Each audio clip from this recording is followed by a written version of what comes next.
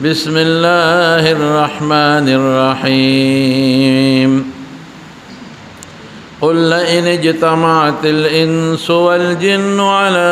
أن يأتوا بمثل هذا القرآن لا يأتون بمثله ولو كان بعضهم لبعض ظهيرا. درود شریف ہوئے. اللهم صل وسلم على سيدنا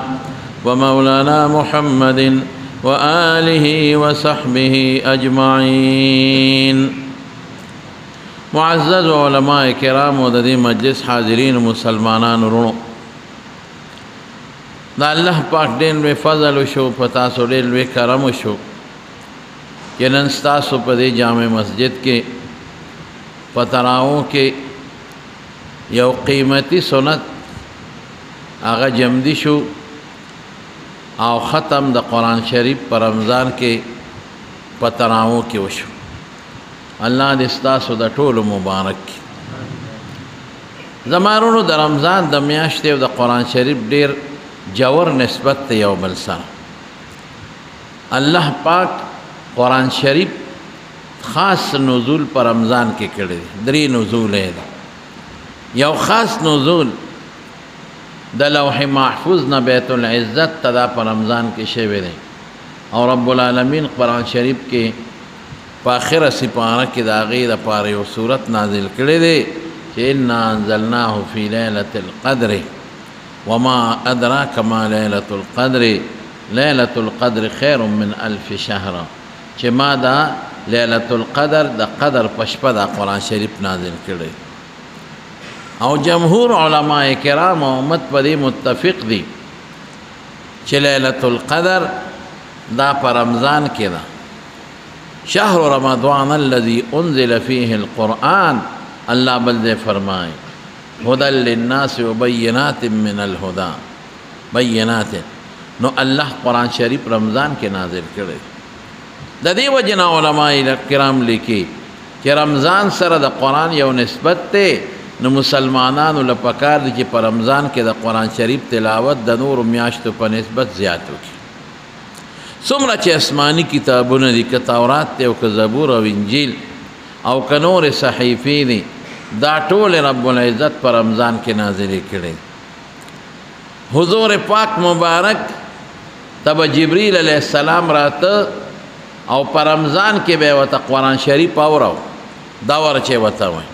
سمرا چه بنازلو اغا بے وطا آوراو. او چې کله حضور پاک په کومه بیماری کې وفات شوی دی نو حضرت عائشہ صدیقہ رضی اللہ تعالی عنہا ته وایي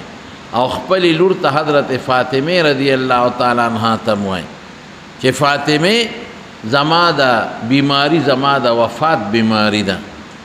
او یو څو نښې ورته ووایي یوه نښه یې ورته ده ووایي وی نور کله به جبریل یو ځل ما ته قرآن شریف په رمضان کې اورو او په دې تیر شوی رمضان کې 2 ځله ما سره دور کړی دی. یو دارسه القرآن زمونږ د علما لیکي ودا باب مفاعله د جانبینو نه یو ځل به جبریل علیه السلام اولسته بیا به ورته حضور پاک اولسته. نو په آخر کال کې 2 ځله جبریل علیه السلام لوستلی دی او 2 ځله ورته بیا نبی کریم صلی الله علیه وسلم اورولی. دی وجې نه زموږ علما لیکي کہ تاسو دا نور و عبادات و پر نسبت دا قرآن شریف دا لستل و عبادت پر رمضان کے زیاد کے. او زمان بیا دا حضرت عمر فاروق رضی اللہ عنہ زمانہ حضرت عمر فاروق رضی اللہ عنہ زمانہ کے دا حضور پاک مبارک زمانہ کے تراوی نوے اگر تحجد پا جمع کری دی پا آخر اشپا کے تحجد پا جمع کری دی اعتکاف کے ناستو او ځانته په جمعات کې د پوزکی او کوټګۍ جوړه کړې وه. څوک صادر خور کې چې چاته نخ کاري او څوک هغې به پوزکې تاوه نو ځانته یې پوزکې تاو کړی و. نو یو شپه راووته او صحابه جمعات کې ناستو نو هغوی ته یې جمع وکړه 8 رکعاته تهجد یې ورته په جمع وکړه. هغه صحابه چې خواره شو ګوره صحابه او شوق ته وګورئ نو نورو ملګرو ته یې الو هلکه مونږ خو بېګا ډېره لویه ګټه کړې ده اسنګا رسول الله مبارک سلام تهجد په جمع کړی. بس غیم رالل اوه دا خو لوی غنیمت دی چې په رمضان کې او بیا د شپې د دواړو جهانو مبارک سردار پسې د موږ په جمع تهجد وکړو نفل دی وکړو نو خلک ګڼ شو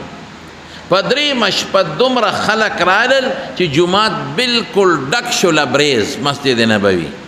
هغې صحابه او ملګرو ته الوې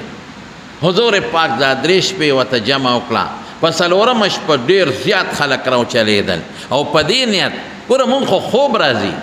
مونږ خو د شپې خوبونه کوو زمونږ توجه دنیا ته ده او د صحابو توجه د الله رضا ته وه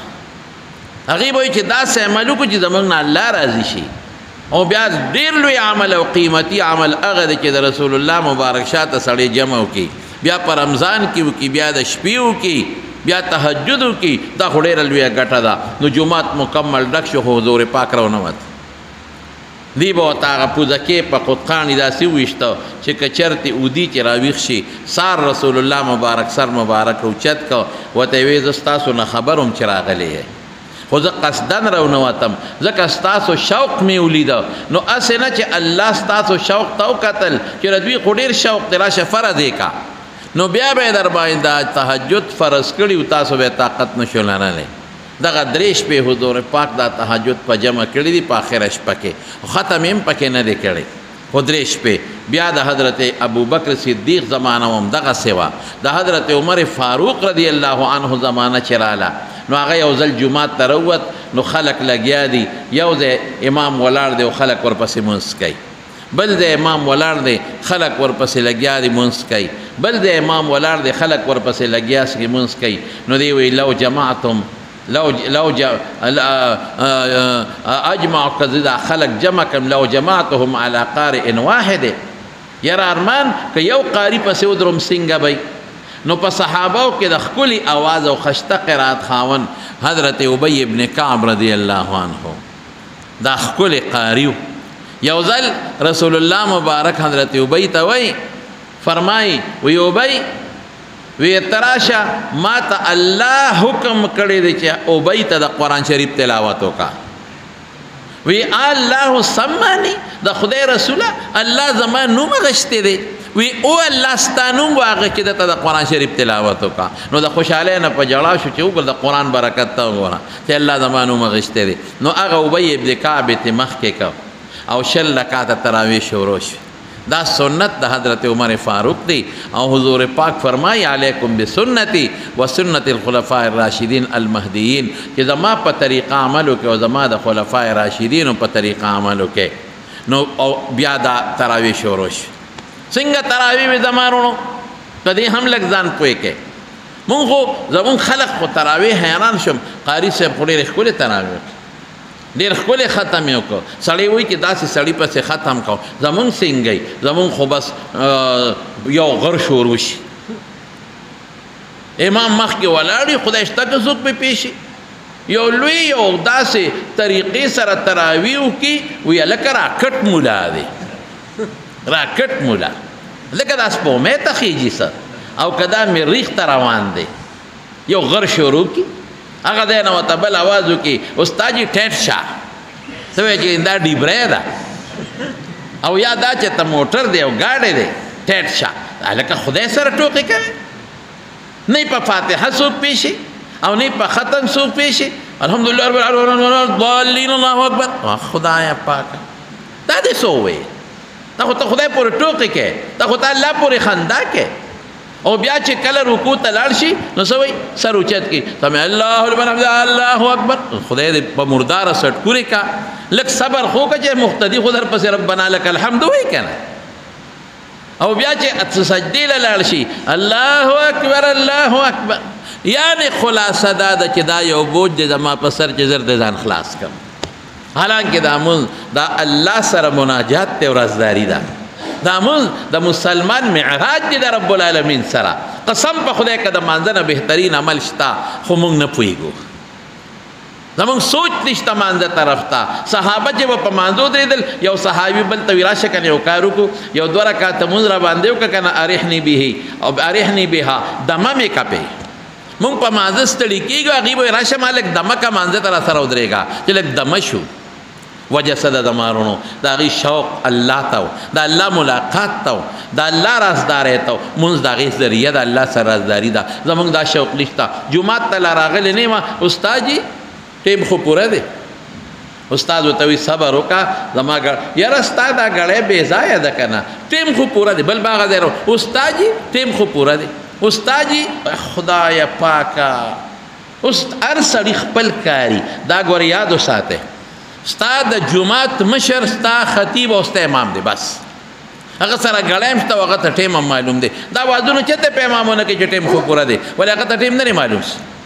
او که 2 منټه زیات په جمعات کې تیر کې نو ثواب دی رسول الله مبارک فرمایي چې کم انسان د منځ په انتظار دی د خدای د مانځه ثواب ورکي د مونږ انتظار دی مانځه ثواب درته ملاويږي نو تلاوت بیا په طریقه نو صحابه بسنګ تلاوت کاو ماشاءالله دا سه تلاوت به کاو څلور رکعات به نفل وکړل خا تهجد تراویح وکړل څلور دعا او دعا نو بیا به امام دمشو نو خلق صحابه به پکې اودرېدل نو ځان له به پکې څلور رکعات نفل وکړل نو بیا به په جمع څلور رکعات وکړل نو امام به بیا دمه شو نو صحابه به پاسېدل بیا به څلور رکعاته نفل وکړل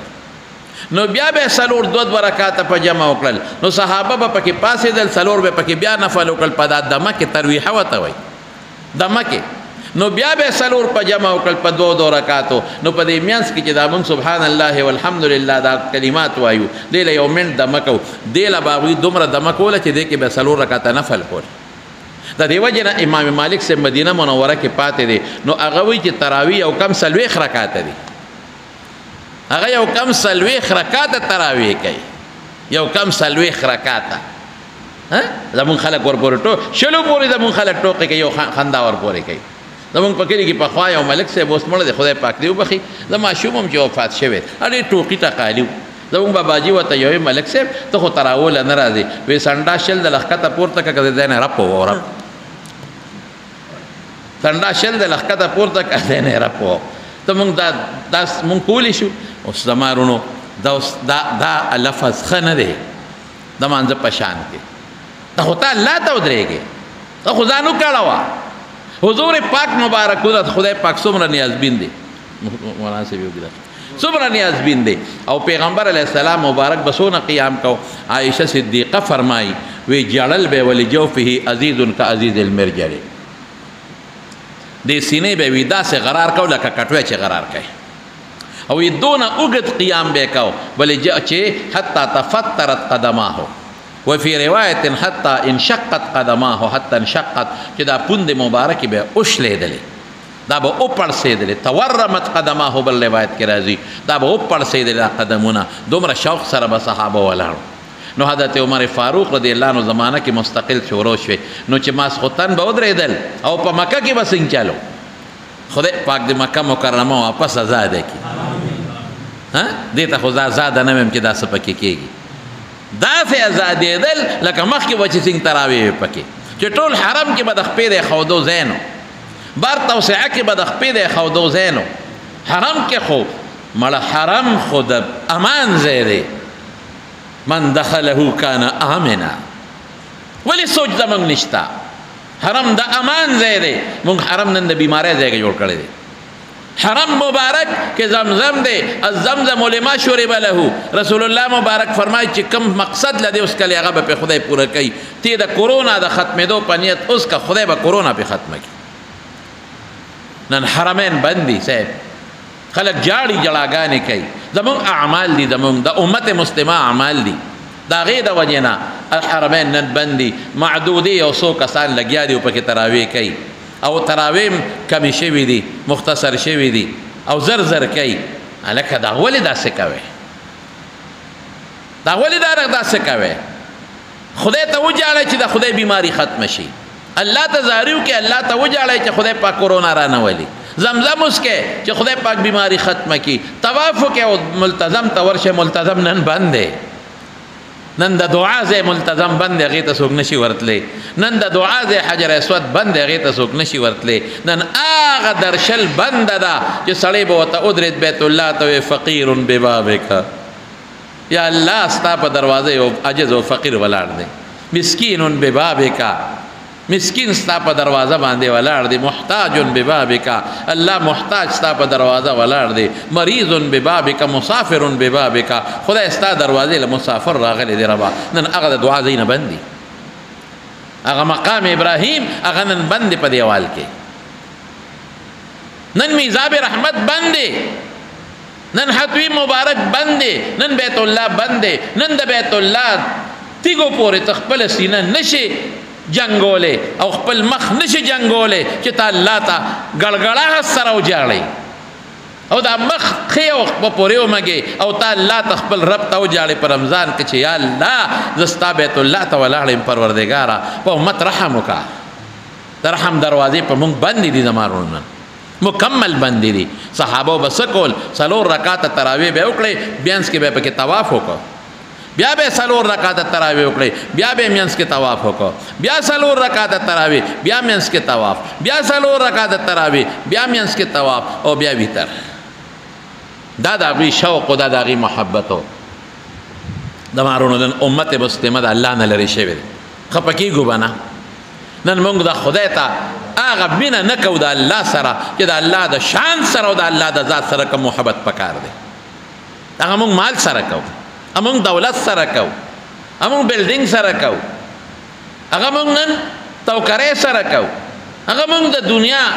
جاه او جلال سره کو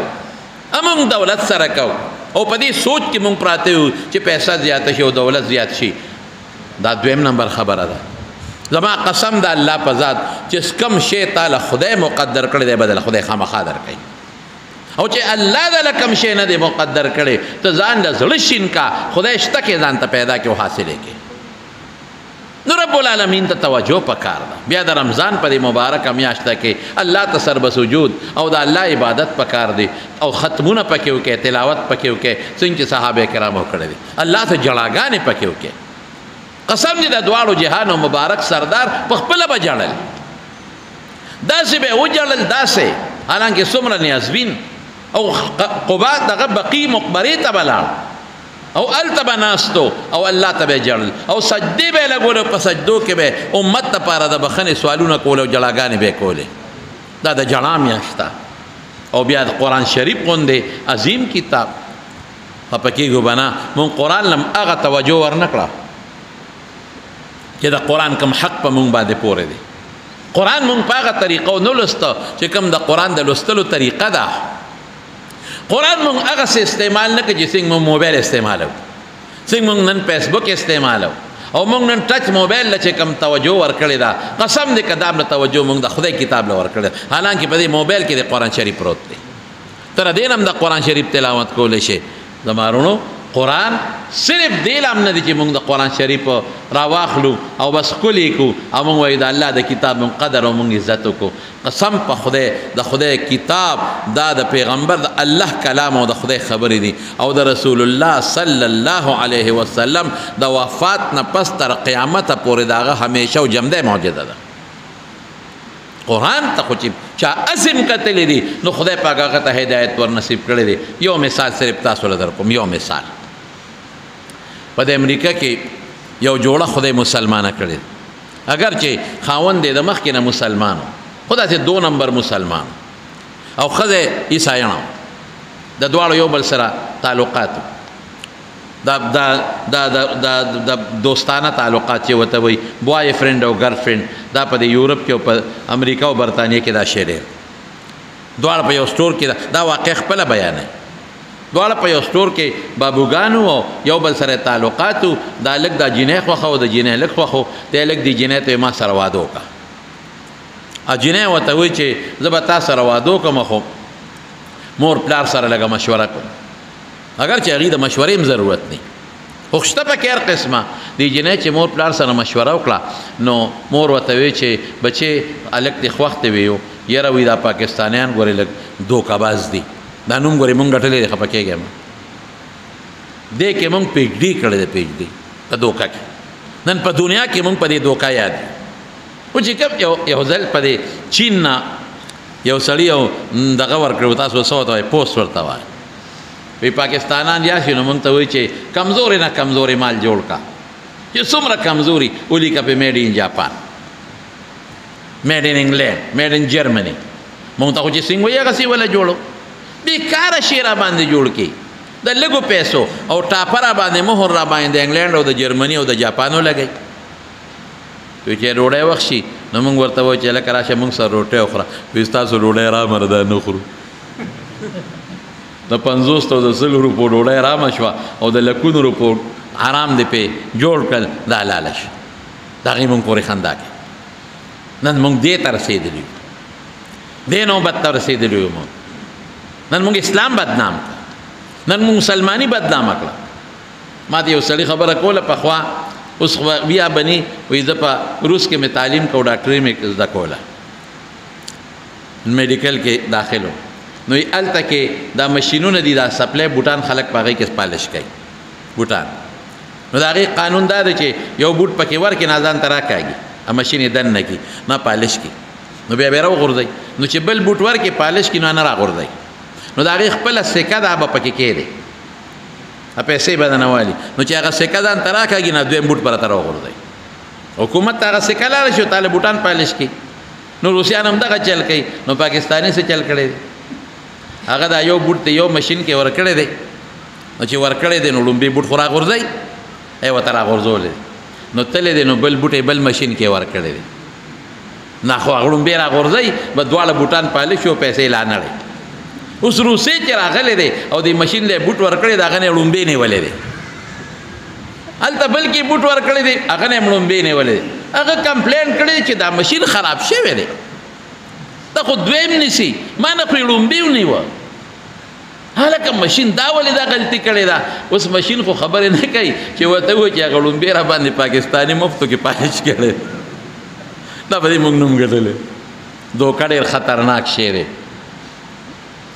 دوکې نه دې خدای ساتي. تاسو ته مې یو خبره کوم، ښه خفه کېږئ به نه. زما خبرې اصلاحي وي او چې کوم ځای کوم خلک ناست دي زه د هغوی دپاره د هغې د اصلاح خبره کوم.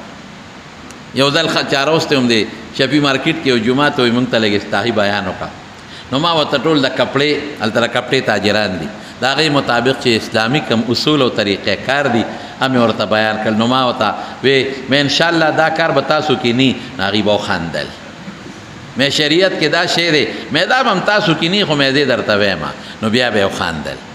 نو بیا مې شریعت کې مې داسې به تجارت کوئ انشاءالله دا به تاسو کې نی. یو پاسې دوی قسم په خدای چې دا ټول راکې شته. او بیا به یې نه کوو. تاسو اکثر به پکې د پراپرټو دوستان ناست دي.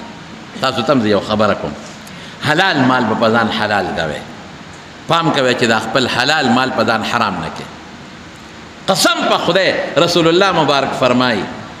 چې کل لحم نبت من سحت فالنار اولا بها. وی کم هر غوښه چې هغه د حرامو نه زرغونه شي د هغې ځای د جهنم اور دی، بل ځای نشته. او یو ځل حضرت جبریل علیه یو ځل یو سړی راغی، یو پیغمبر علیه السلام ته یو سائل راغی تپوس ته کوي. وی الله رسوله که زه الله په لار کې په جهاد کې مخ په مخ جنګېږم او زه شهید شوم، ما به الله وبخي جنت ته به مې بوځي بیاو. ځکه چې مخ په مخ جنګېږي او تختې نه او د الله په لار کې شهید شي او ریام نه کې خامخا به جنت ته ځي. هغه سړی لاړ نو رسول الله مبارک اواز ورکوي دلته راشي. راویې غوښته وی تاسو وی ما وی که د الله په لار کې زه مخ په مخ جنګېږم ریا میا پکې نه بل نیت نه الله د رضا دپاره او زه شهید شم نو ما به خدای جنت ته بوځي. حضور پاک ورته څه فرمایي؟ وی که د الله په لار کې ته مخ په مخ جنګېږې او ته شهید شي بالفرض بیا د خدای جمع دی کې ښه او بیا د الله په لار کې مخ په مخ جنګېږې او بیا شهید شوې او بالفرض بیا د الله جمع دی کې او بیا مخ په مخ جنګېږې او بیا شهید شي الله به جنت ته دی چې دومره در باندې پردې حق نه. وی اوس جبریل راغی او د اطلاع راکړه مال مونږ چاله زیاته وبچو لکه نو سوله نو ولې ځان له آخرت خرابې د بچي او د نوسي دپاره ولې خرابې؟ دا قمقل سړی دی چې د بچي او د نوسي دپاره حرام خوري وکړي او آخرت خراب. تاسو پراپرټۍ والا چې د کومه پراپرټۍ تاسو خپل کم هغه شی دی څه ورته ویلې کېږي کمیشن بالکل جایز دی. یا 1% 2% ارس چې دی هغه به اوه مالک تم چې چاله خرڅول کې چاله اغشتل کې چې زما ور 65 ته یا 2% ارس چې دی ستو دا هغه چې څه جوړه رااله بس هغه د دواړو نه تاغشتې شي کته وای چېرې مالک ته پرېدم یو نالم اغشتې شي کته وای مالک له اخلم او د دا سړی غریب دی دا دته پرېدم او مستخ په لخوا کته وای چې یو نه 1% اخلم دی بل نه 0.5% اخلم نو هم لا سخ په لخوا دا خو تعالی جایز دی نمبر 1 دویم صورت سره دویم صورت دا دی چې تا خپل یو پلاټ دی او تا خپل پلاټ خرڅه تا مخکې نه انویسټمنټ کړی ځان لري پلاټ اغشتري دې کې لږ بعد دوستان خطا کوي زما په خبرو خپه کېږي نه ته د الله د رضا لپاره سوچه خبره کوم عمل ستاسو کار دی ستا خپل ځان له پلاټ اغشتري او یو سړی راغی تا ته چې مال یو پلاټ والا نو ته چې خپل په خرڅه نو دا هغه نه ته کمیشن نشي اخیستی ته خو ته په خپل پلاټ خرڅه کمیشن خو دې ته وایي چې هغه د بل نه سودا وکړي ته خو هغه د بل نه سودا نه کې خپل پلاټ په خرڅه بس خپل پلاټ کې دې په ارسو جوړه وسره وکړه خپل پلاټ ولا وکړه دې کې بعد خلک کمیشن لري او بعد خلک دلته کې لک دروغ وایي خپه کېږي ما ا دروغ سدي ا د خپل پلاټي او دې وته وی دا د مالک ته د بل دې دا غنه د عالم بل نه د عالم ګور دروغ دې پکې وي دوکا دې موکړه دې لپاره د بل نه چې د هغه نه کمیشن اخلم ستانه به مخلم نو ګور سونه ګناهونه دې وګټل کستا خپل مالی دا بچره وته نه وي چې دا دې کې دا بعد الحمدلله تاسو خو نیکان یې صالحین یې زه خو چې کم پیژنم د خپل دوستان د پراپرټي دا خو ماته الحمدلله پاک مرګري ښکاري سوچه مرګري راته ښکاري خو خیر د عشیره ته په ذهن کې چې بعضې وخت یو انسان ته یو مسله معلومه نه نو که چېرته ستا خپل پلاټي نو هغې کې کمیشن نشي اخیستی هغه په هغه خرڅ که پارسو باندې چې تا خرڅ کړی دی او عموما انویسټمنټ والا ته خو پلاټ مالک ارزان ورکوي که نه دی خو به مخکې پیسې بندې کړي بس خرڅ که پې دې کې کمیشن نشي اخیستی او دا هم نشي ویلی چې دا د بل مالک دی یا د فلانکي دی او هغه لی خرڅومه دروغ دی وي دوکه دې مو کړله یو دا نقصان بل څه دي بل بعضې وخت کې داسې وکړي چې مالک ورته وایي چې دا پلاټ ماله په 10 ټکه خرڅ کا یاره 10 ماله راکا باقي ستا خوښه ده چې په هر څو دې خرڅ کو هغه ګټه ستا شو دا پلاټ د په 10 لکه دی 10 به ماله راکې باقي که تا په 11 خرڅ کو که په 12 دې خرڅ کو نو باقي ستا دي دا خیر دی دا خبره نشته دا د هغه یو کمیشن شو خو دې کې به بیا د هغه نه کمیشن نور نه لې دې خو وکیل کړی هغه خپل طرف نه د هغه طرف نه ته وکیل شوې نو داسې به نه کوې چې پلاټ ته په 11 لکه خرڅ کړه لک دې ته هم وګټلې په 12 دې خرڅ کړه 2 دې هم وګټلې او د پاسه کمیشن هم ته واخلې دا به نه کوې دا زیاتې به نه کوې نو دا تاسو ته مې یو طریقې کار وښوله او بل دا دی بعضې وخت کې بل چل کوي دا ما ته پته ده لږه بعضې وخت کې دا چلو کي چې هغه ته وایي تاله پلاټ خرڅومه په 100 باندې په 10 لکه بل ته وایي پلاټ مې دله واغېش په 100 په 12 لکه یا په 11 لکه دا لک پکې ووایي یاره تاسو به که خیر انشاءالله داسې نه کوئ تاسو ښه خلک یې انشاءالله العزیز خیر کنه ناظم صاحب ښه سړی دی دې کې څه چلو کي یو سره یو کاغذ ولیکي او بل سره بل کاغذ ولیکي نه په یو کاغذ لیکل کوئ په یو کاغذ هغه تخکاره کړي چې په 10 مې خرڅ کړه دی بل تخکاره کړي چې دا مې د هغه نه په 11 دله واخېسته حرامه شوه که نه جي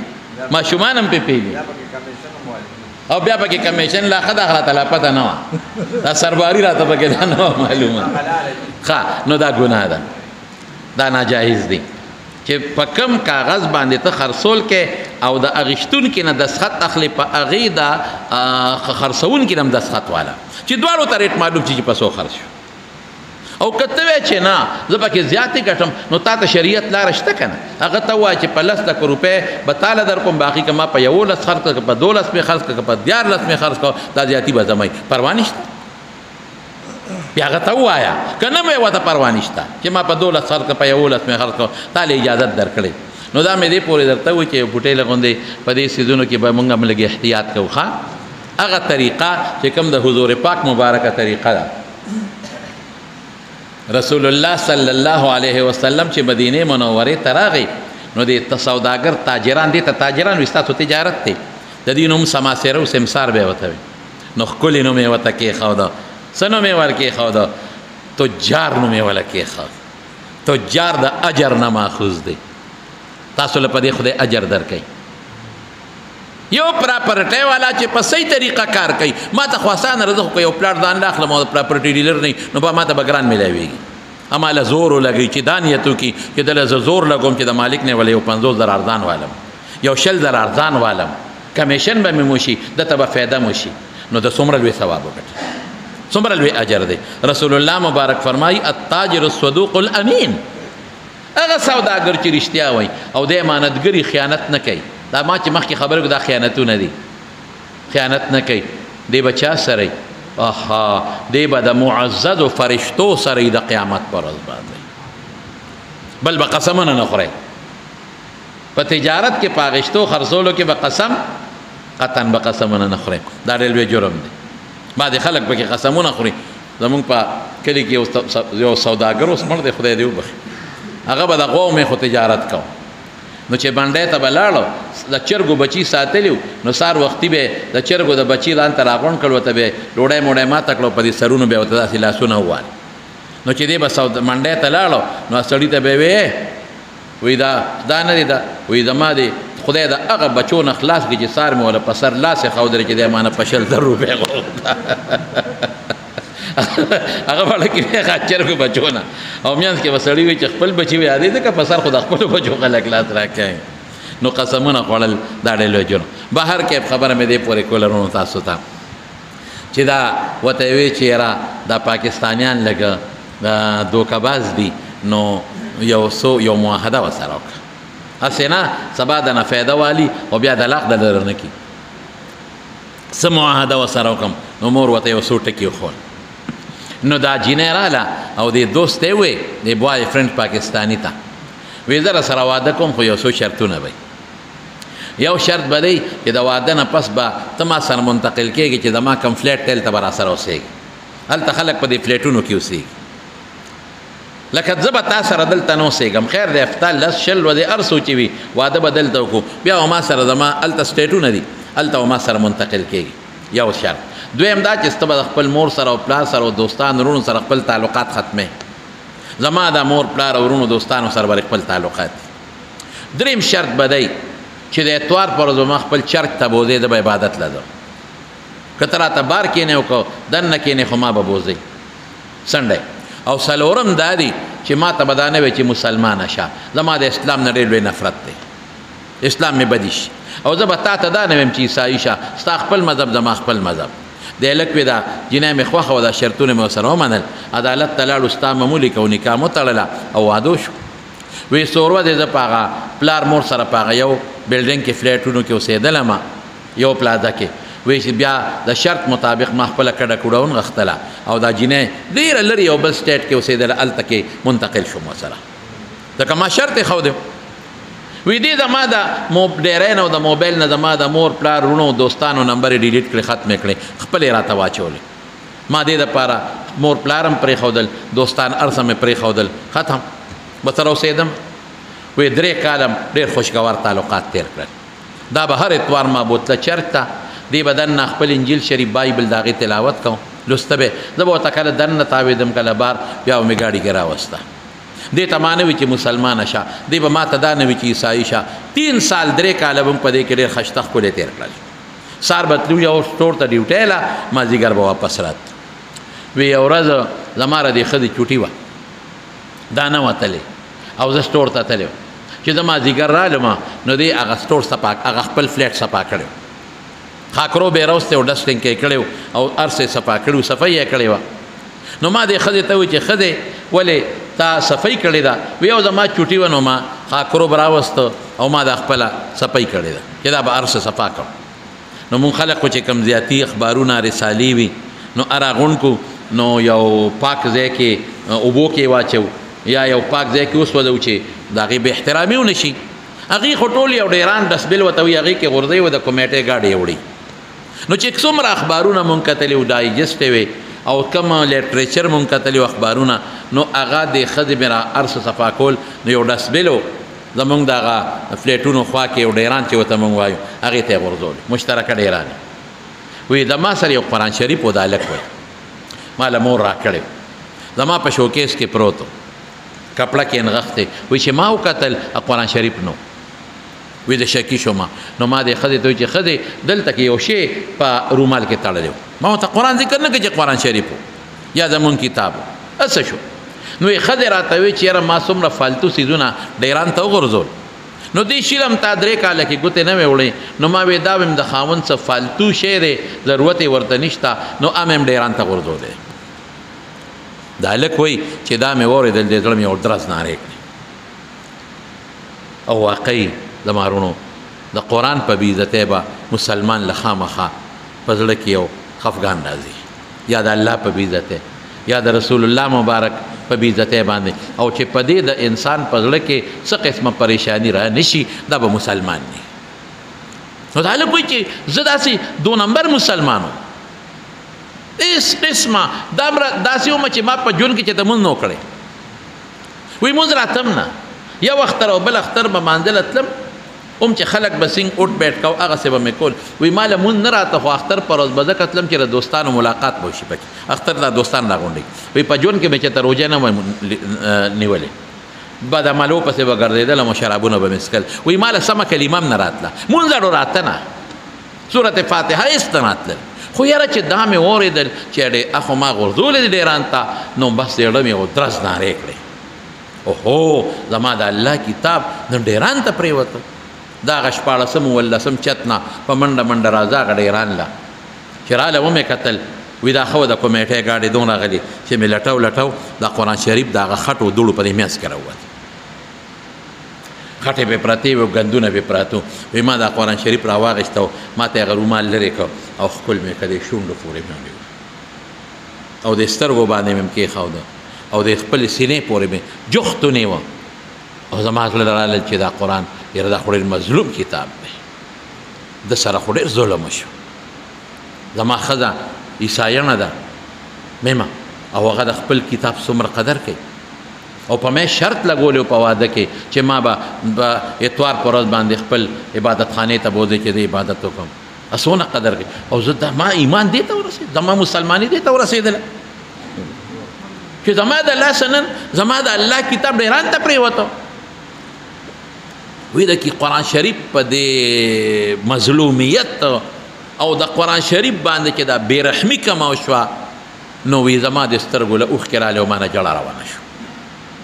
او ما وی چې الله نن دا د هغه 14 ولسم چت نه راغورځېده پروردګاره چې نن به ته څونه خفې او ستا فرشتو به څونه جړاګانې کړي او ستا کائناتو به څومره جړاګانې کړي دا څه وشو وی دا قرآن نیسم دې سینې پورې او کله په شونډو ایږدم او کله په دې سینه باندې ایږدم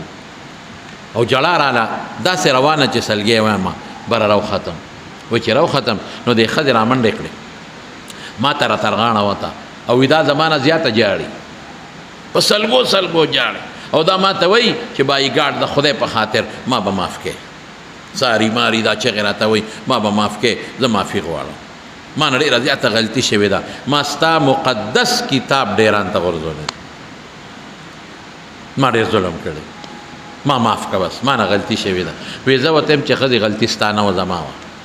که ما د 3 کاله کې دا راغشتې وې او ما هسې ښکل کړې وې ما تې دوړه هم سنډلې وه دا به نه وې غورځولې خو 3 کاله دې له ما توجه ورنه کړه